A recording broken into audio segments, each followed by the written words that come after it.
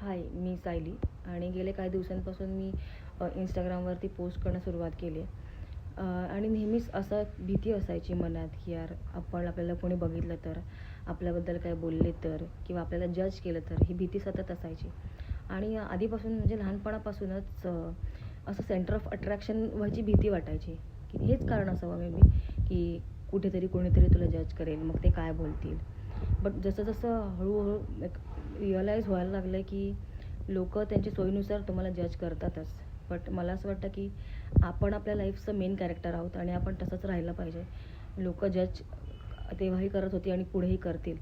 But जे गोष्टी मला करायच्यात किंवा ज्या गोष्टी करून मला चांगलं वाटतं किंवा माझा कॉन्फिडन्स वाढतो, त्या गोष्टी कराव्यात असं मला वाटतं. आणि आपणच आपल्या लाईफचे मेन कॅरेक्टर आहोत. आणि ही लाईफ आपल्याला परत परत मिळत नसते. सो जे तुम्हाला वाटतं ते तुम्ही करणं खूप इम्पॉर्टंट. हे आता मला रिअलाईज होत चाललं आहे हळूहळू.